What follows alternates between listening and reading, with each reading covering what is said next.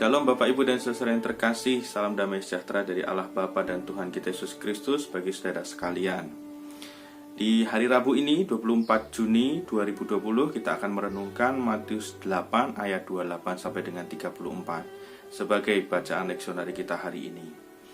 Bapak Ibu dan saudara yang terkasih, untuk mengawali bacaan kita, perkenankan saya menyampaikan cerita imajinatif, tentu saja fiktif, yang bisa menjadi pengantar dalam kita merenungkan bacaan kita.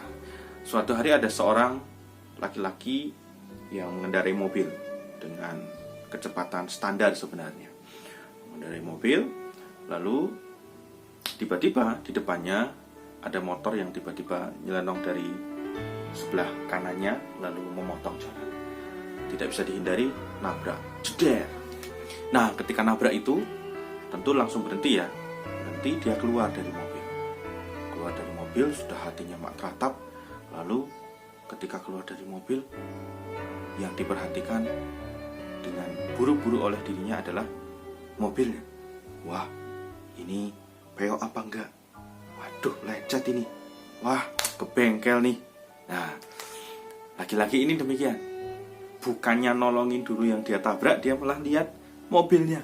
Wah, kamu harus ganti ini nanti. Nah, ini cerita imajinatif yang menggambarkan Bapak Ibu dan saudara yang terkasih, sebuah situasi yang menurut kita sebenarnya memprihatinkan barangkali ya.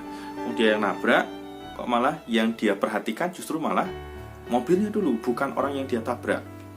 Nah, ini menggelikan. Tetapi ini mungkin pernah, ayo amit-amit jangan sampai Bapak Ibu mengalami ini. Tapi ini mungkin gambaran sederhananya yang bisa kita perhatikan ketika kita melihat bacaan kita.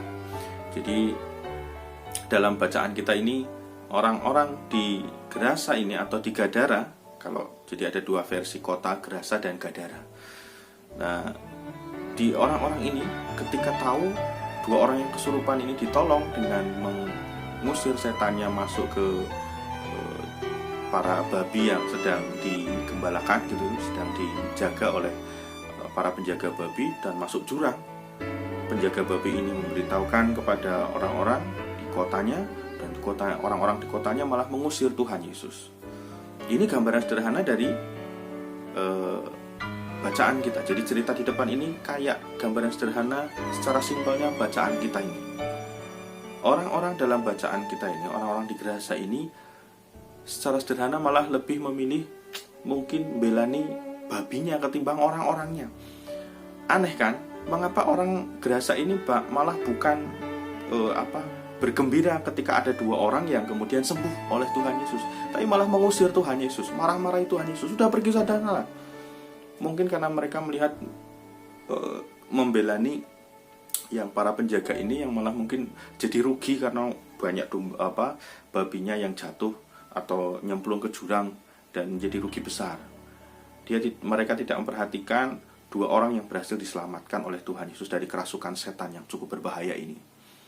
Nah, ini artinya ya secara sederhana dalam bahasa kita itu, orang-orang Gerasa ini atau orang-orang Gadara ini orang-orang yang lebih memperhatikan atau lebih memilih materinya ketimbang manusiawinya, lebih membelani harta bendanya ketimbang kemanusiaannya. Mungkin masih ada ketidaknyamanan dari kesimpulan ini, tapi kalau dilihat dari sudut pandang komitmen bagaimana mengikut Kristus, bagaimana menyambut sebuah berita sukacita, bagaimana manusia itu lebih berharga ketimbang binatang-binatang atau hewan atau hal apapun, ini menjadi bisa kita lihat sudut pandang yang lain. Nah, kalau tadi di depan ceritanya demikian, pengantarnya demikian, dan yang di belakang cerita pengantarnya juga demikian, ini kita refleksinya kemudian jadi seperti ini Bapak Ibu dan saudara. Barangkali kita pun juga pernah demikian. Atau semoga Bapak Ibu dan saya juga tidak mengalami demikian. Lebih belani sisi kemanusiaannya ketimbang harta duniawi atau ketimbang benda material yang harus dikorbankan. Kalau diperhadapkan pada pilihan, pilih harta bendawi atau manusiawi. Atau contoh lagi, siapa yang marah? Ibu-ibu mana yang tidak marah? Silahkan direnungkan. Ibu-ibu mana yang tidak marah ketika lipstiknya dibuat mainan oleh anaknya? Kalau ada ibu-ibu yang tidak marah, maka tos. Nah, bapak-bapak mana yang tidak marah kalau punya kelangenan atau punya hobi, punya barang antik, lalu kemudian barang antiknya tidak sengaja dipatahkan atau dirusak oleh anaknya atau dirusak oleh istrinya. Kalau bapak-bapak itu tidak marah, dia jos, lebih belani kemanusiaannya, lebih beraga istriku daripada barang ini, sekalipun barang ini mahal misalnya gitu ya. Nah, maka dia jos. Nah, ini contoh sederhana. Dalam konteks Indonesia sekarang justru bisa lebih padat lagi Bapak Ibu dan Saudara. Bagaimana kita out of the box, bahasa Inggrisnya out of the box. Tidak cuma memperhatikan lingkungan komunitas kita saja, tapi lebih memperhatikan kemanusiaan kita. Di Indonesia banyak agama, banyak berbeda suku dan ras yang sangat rentan gesekan. Kita akan lebih cenderung kemudian membela komunitas kita. Tetapi ada satu ungkapan yang menarik dari seorang imam muslim, yaitu Ali bin Abi Thalib, menyatakan, kalau kamu bukan saudara seiman, maka kamu tetap adalah saudara kemanusiaan. Dalam hal kemanusiaan, sekalipun berbeda, kamu tetap saudaraku dalam kemanusiaan.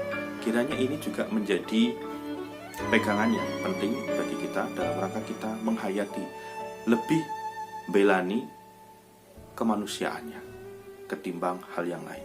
Karena hidup manusia jauh lebih penting daripada apapun. Orang-orang yang kita cintai jauh lebih penting daripada harta benda dunia. Tuhan Yesus memberkati. Salam damai sejahtera dari Allah Bapa dan Tuhan kita Yesus Kristus bagi saudara sekalian. Amin.